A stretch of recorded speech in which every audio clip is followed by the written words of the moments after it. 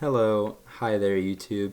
If you're coming from last week's video, welcome back to the channel. This week we are going to have an actual battle view as it is week 1 of the UPA.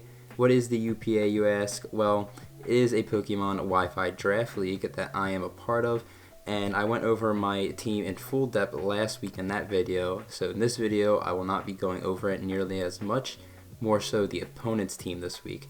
Speaking of the opponent, this week we are facing off against JV, or Jay, coach of the Atlanta Victinis.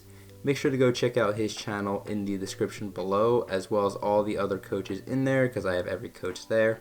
I've been watching a lot of Jay's content as of recently, and I've really enjoyed it quite a lot. I like the way he plays stuff out, and he does explain his moves in a nice manner while he's battling, so I have major respect for that. So please, go make sure to check him out.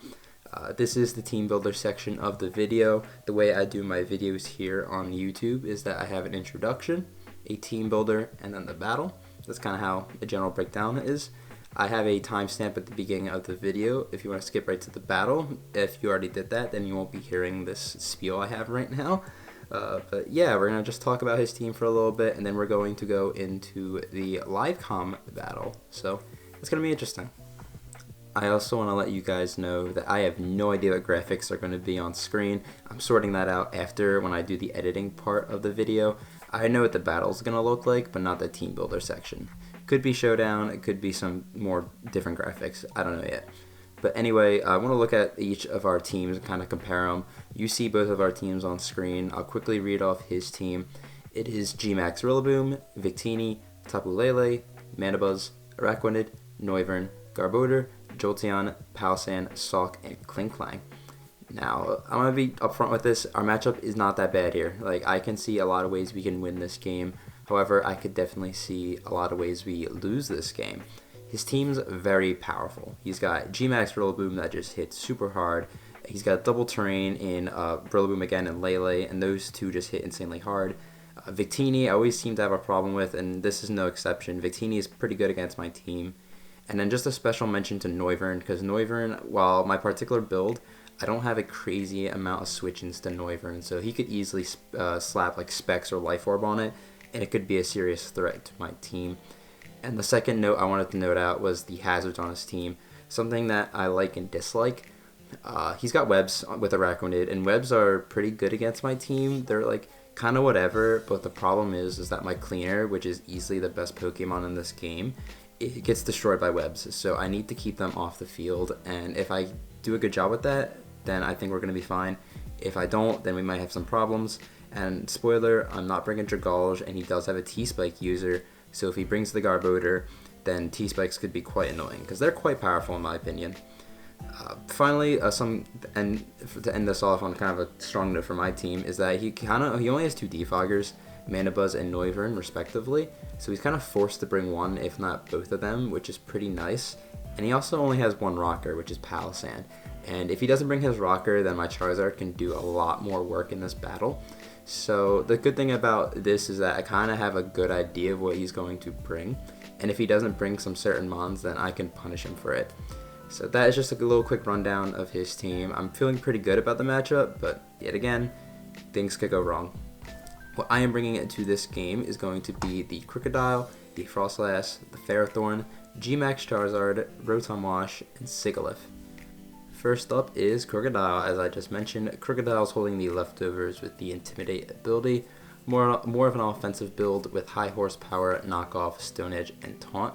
I originally had Bulk Up over Taunt, but I don't see myself cleaning ever in this game just because of the speed tier Crocodile holds. Crocodile absolutely runs house on my opponent's lower tier Pokemon. It's okay against their higher tier Pokemon like Victini, because I can always come in and revenge that thing. Even though I'll take some damage, I can still do it.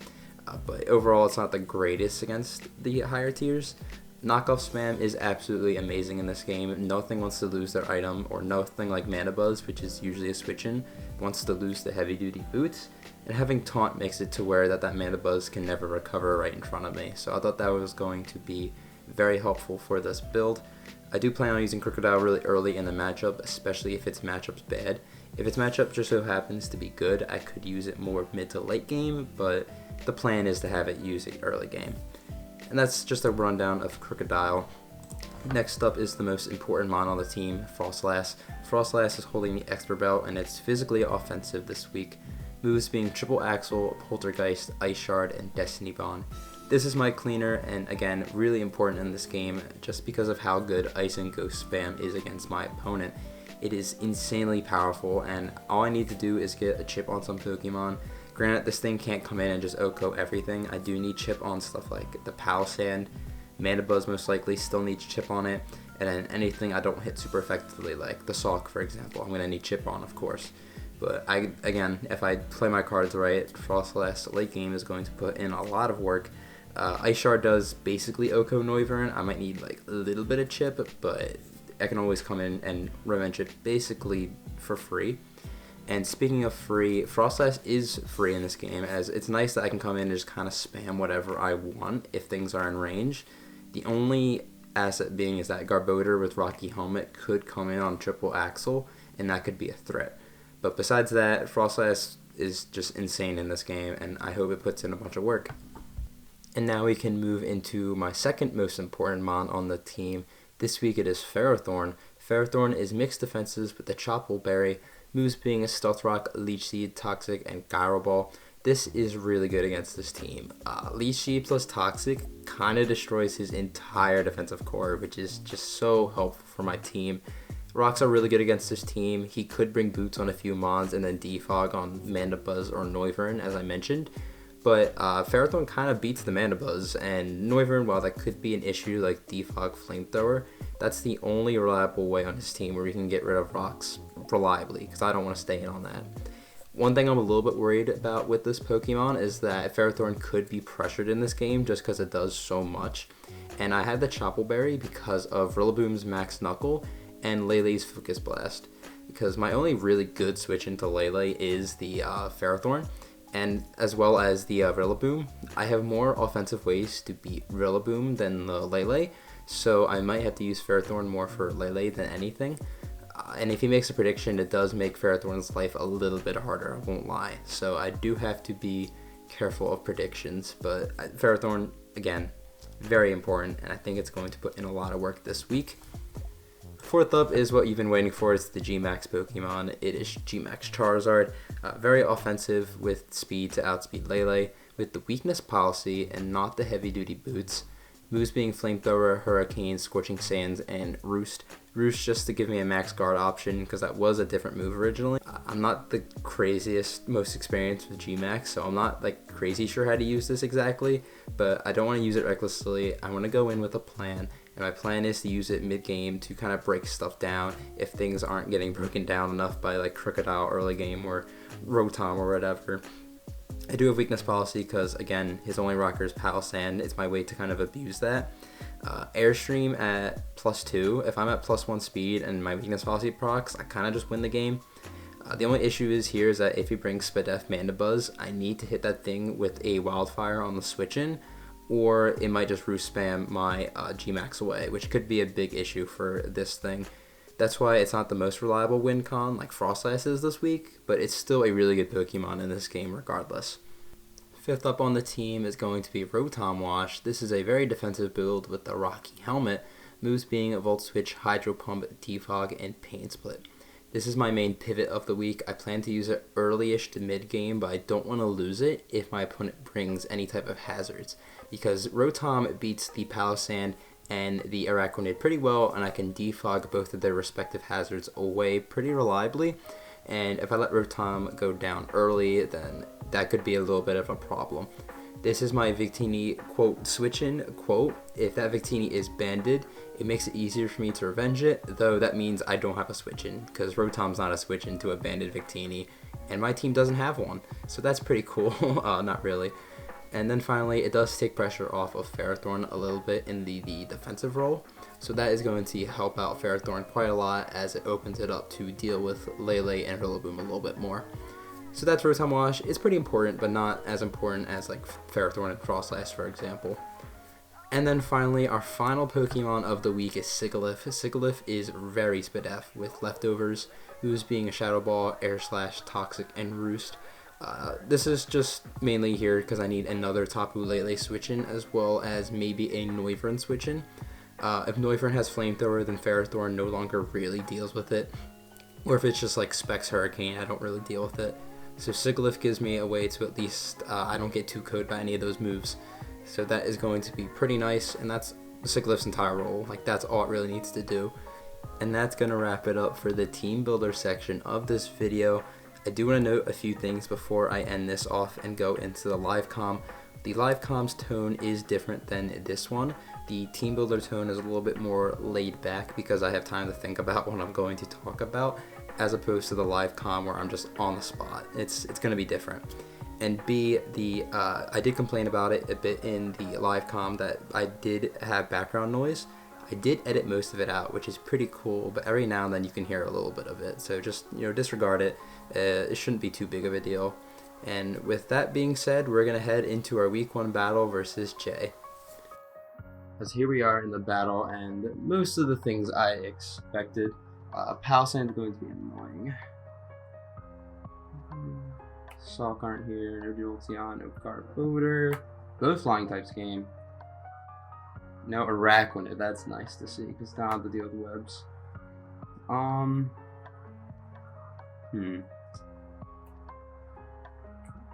Well, Frostlass is my end game, and it looks like it's going to still be my end game here.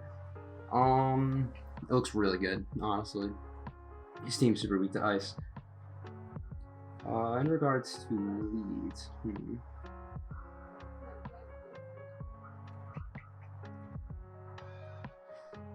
I was thinking about leading Ferrothorn. If Victini leads, that could be a big problem. Rotom's pretty important. I don't really see a problem with the Rotom lead, honestly. And Crook was my last option I had here. I like Rotom. I'm gonna lead Rotom. It's a nice, safe lead. Yeah, we're gonna lock in. I'm gonna tell my opponent good luck, have fun, and yeah, here we are. Crocodile actually really doesn't look that important, honestly. I should probably live with that, but...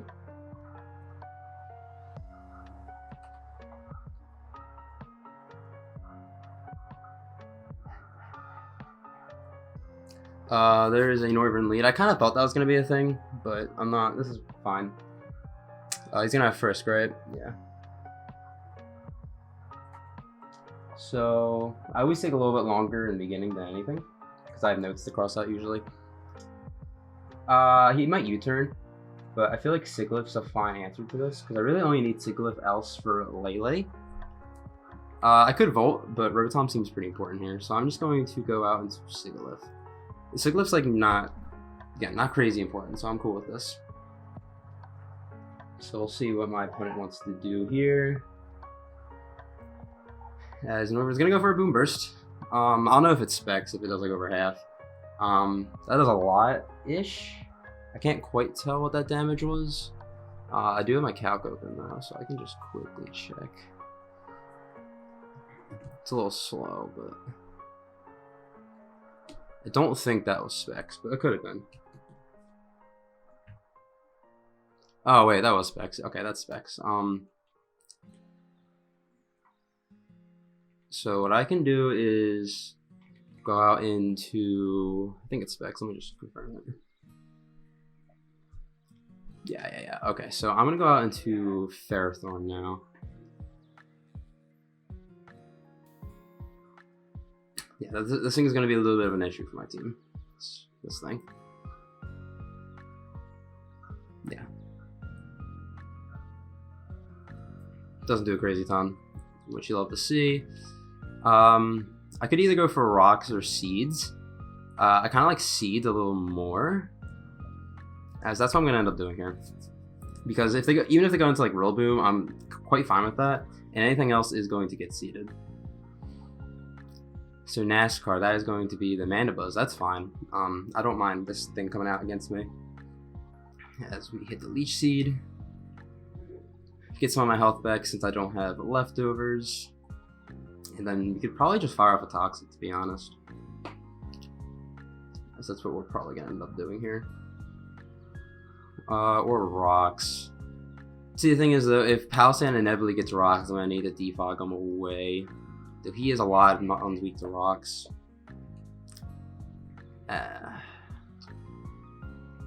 We'll go for Toxic first. I feel like that's nice, because if he U-turns into Victini, or he just hard switches into Victini, at least I get Toxic off, as he just goes back into Noivern. Rocks would have probably been okay there, but I'm cool with this. As we're just kind of breaking down some things here. I probably have to go back out and Sigilyph. I might have to stack it early. The good thing is that I know that Lele is most likely not, what's the word I'm looking for? It's not Specs. He's clearly clearing Flamethrower U-turn here. I still want to go into Sigilyph, but I kind of don't want to stack it too early. I did say Crook wasn't crazy important here, and I still kind of stand by that, but it's not bad either.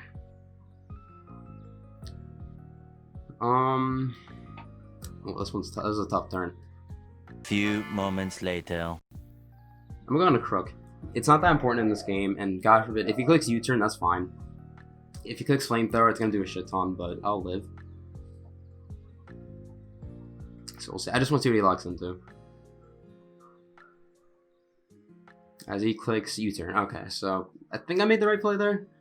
Yeah, I feel like I made the right play there. And he could just go into Rillaboom now, or even like Mandibuzz, but I can just get a free knockoff. And that's really what I want here. And even if I like knock off Noivern Specs, it's actually kind of nice for me, to be honest. And one thing I noticed is that because of the little bit of Toxic Chip, Frostlass's Ice Shard should kill Noivern at this point. So I can always revenge it with Frostlass, which again looks so good in this game. As what's going to come out? It's going to be the Lele. As the Surge is going to go up.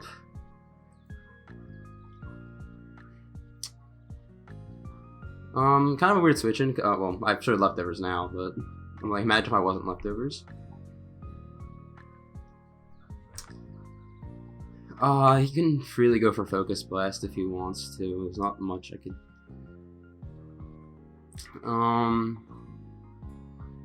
12 seconds later. I'm just gonna knock, I think. Yeah, I just want to knock off this thing. I'm probably gonna die here as Moonblast comes out. Yeah, so Sigilyph probably wouldn't have been the right play. I'm gonna most likely drop this. Yeah.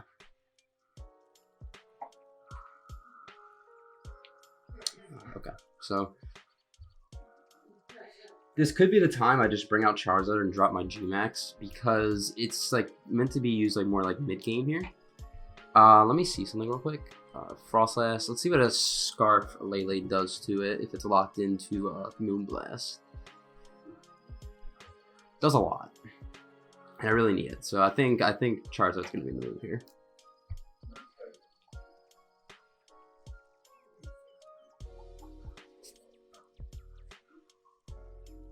As I'm just going to Wildfire Airstream, probably Airstream first. Actually, I might Wildfire first. Yeah, it's actually Wildfire. We're gonna G-Max now. It's probably going to Mandibuzz. Noivern. I probably should Airstream that, but that's just fine. He knows I have the weakness policy. Noivern shouldn't be able to knock me out with any one hit. I can, while this G-Max animation's going, I should be able to calc that.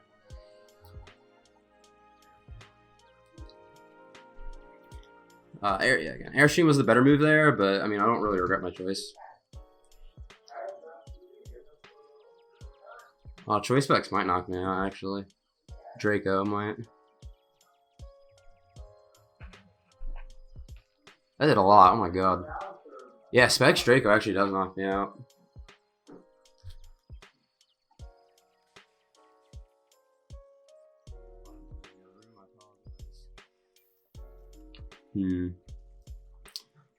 I only need one. That was really, I can't believe he did that. I could have easily Airstream there. I'm gonna max guard because I want to see if he actually like locks himself into it. I don't really mind the wasted turn, so he's gonna Draco, yeah. Yes. Did he die to Toxic here? Yeah, he does. Okay, awesome. So that was definitely the right play. Alright, so that's a big threat out of the way. No Wyvern's gone. And I'm still full health. So this is awesome. It's probably gonna bring out Mana Buzz. As the Rillaboom. He could also be he could be a weakness policy himself. So that I have to be wary of that. I don't really see an issue with just clicking. How much turns of Oh wait, the terrain. Duh. Okay. So I'm just gonna Airstream, right? I don't really see a different play to make here.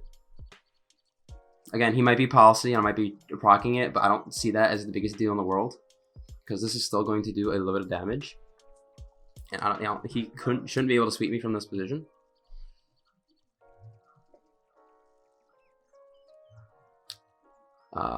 I think he does get rock moves though, so that's something I probably might get knocked out here, but at least I'm doing a lot of damage to him. Oh, he max guarded himself. Okay, so that's smart.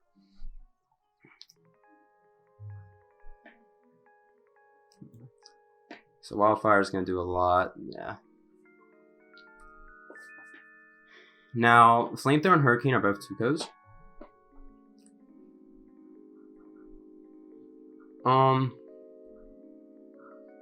I still don't know how he knocks me out in one hit unless it's a rock move. I don't really, as much as I would love to risk the Hurricane here, I don't think I need to. So I'm actually just going to click Flamethrower and do a lot of damage to it. So yeah. I didn't do as much as I wanted to. He has policy, so that's it's kind of threatening. So we both have the same idea. And he's gonna Airstream. Will this knock me out?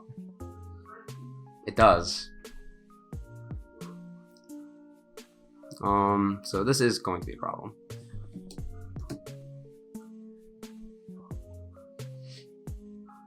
Let's think here.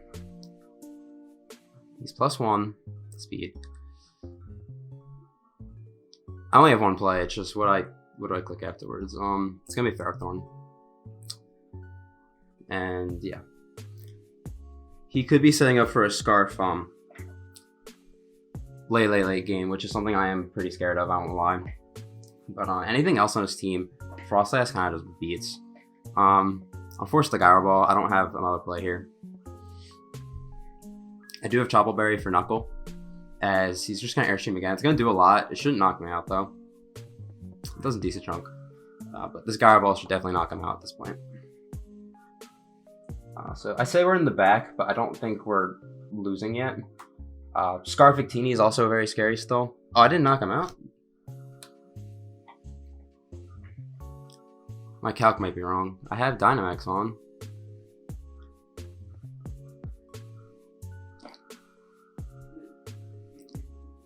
I'm not sure why that didn't. Maybe the calc doesn't work like that. I'm not sure how the calc works. I could have messed up something. Ice Shard always knocks this out, so I kind of want Rocks up.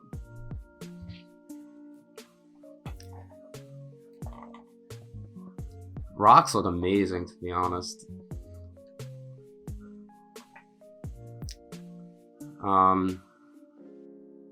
Yeah, I'm actually gonna throw up Rocks. I think they're more important. That does a lot of damage, and he's probably gonna live this turn, but that's fine.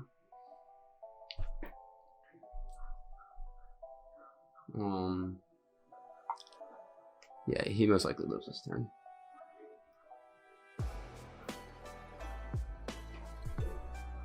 Oh, the Wildfire's gone.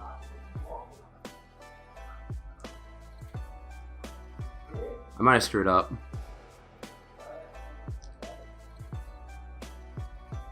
I just thought, because Grassy Glide's gonna knock out the, whatever it's called. Yeah, I might have messed up. I didn't even think about, Grassy Glide. Huh. I might have to Rotom too.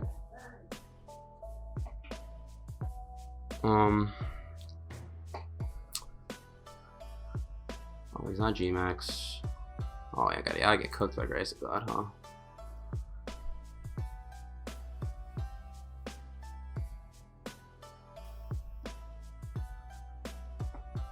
He doesn't have Drain Punch because he would have clicked by now. He should Grass Move, probably, assuming Acrobatics. That's kind of it.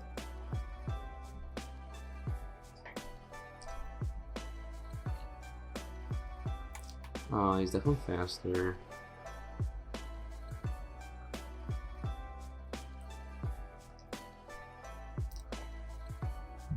So if he has Drain Punch, I just lose. So yeah, I have to go on the Rotom. I didn't even think about it. I thought Wildfire was still up, so that's just me being doofus. And I just Volt, right? Yeah, I should just Volt. So yeah, I'm gonna die here. And knock out the Rillaboom.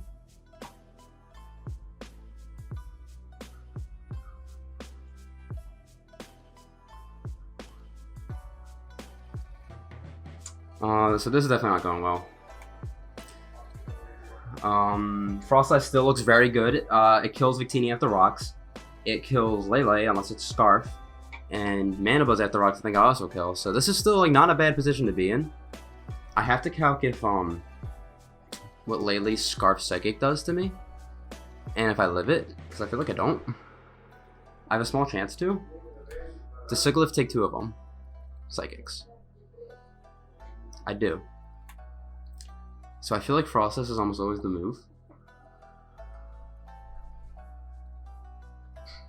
As I think that's what I'm gonna do, yeah. NASCAR, that is Mana Buzz. It's probably Boots, so maybe this wasn't the right play. As he does show Boots. Triple Axel does not kill this thing.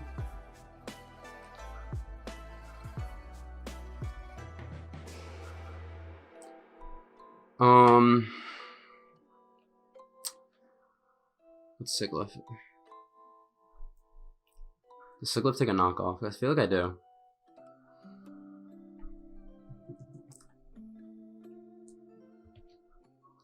Sigilyph takes...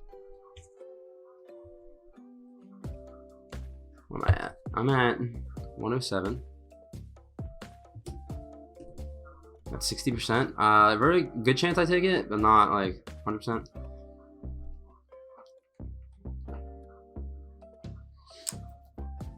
I mean, I think I just have... I'm gonna have to risk it, aren't I? Yeah, I'm just gonna have to risk it.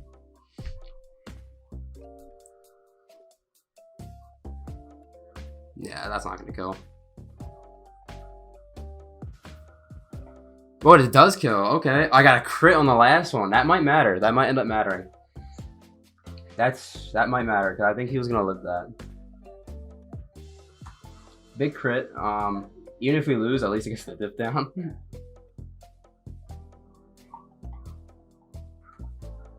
I don't knock out Palisand. That's the problem we're having here. Like, I know that thing's gonna be defensive. I do a lot to it, but I don't knock it out. So he should be able to knock me out with a Shadow Ball if he has it. Oh no, it doesn't knock me out, but then a Scarf Lele would.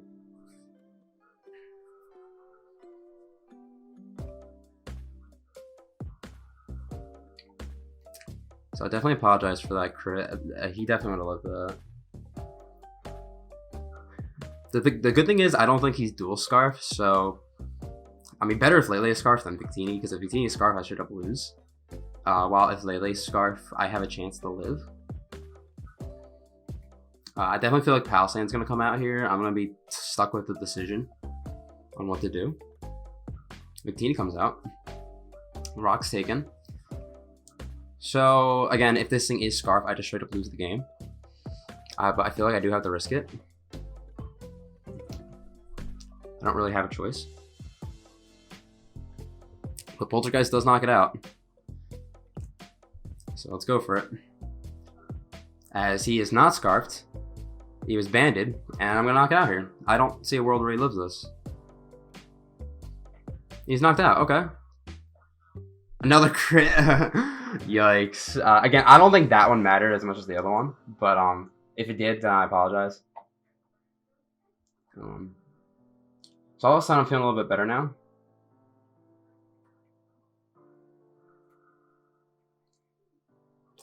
Because my Sickle Lift can still sort of beat this, whatever. Now this is the thing I'm worried about.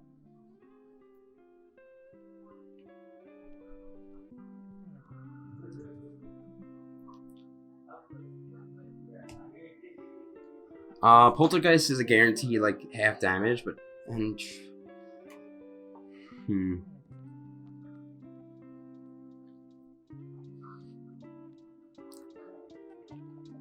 mean, I'm definitely staying in attacking, it's just which one do I click? I feel like triple axle is gonna be the move here.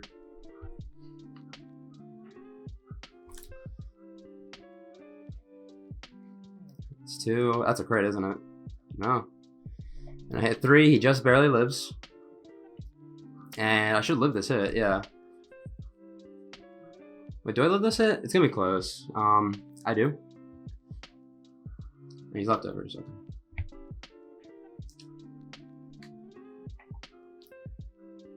And I just click Poltergeist here because I don't want to, yeah.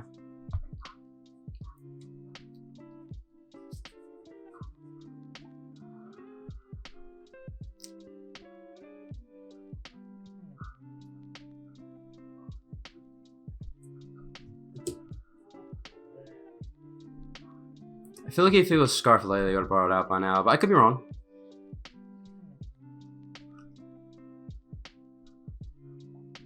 I am kind of pressed for time here.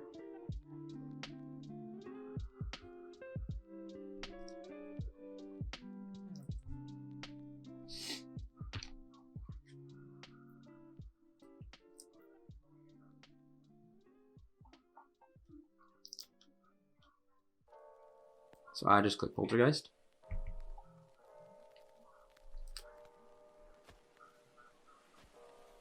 And I'm faster. Do I hit? I hit, and that should be the game. Wow, we actually brought that back. Oh my god. GG to my opponent, Jay. I apologize for that Metabus crit. That mattered so much. I don't think the Victini one did, but I did have a plan in the late game, and I think I executed pretty well for the most part. I did back myself into a corner a little bit too much. But, you know, GG. Thank you for the game, Jay, and thank you guys for watching. Again, this might be post-com because there was a lot of talking in my background. But if there's not, then I hope you guys enjoyed this live experience. I'm not really used to recording live. But I hope make sure to go check out my opponent in the description below. He's a very nice guy, and he's got some good content. I watched a few of his battles. But next week, I'm not sure who we face, but I hope you guys stay tuned for that. If I have any afterthoughts, I'll add them in post-production. But thank you guys for watching.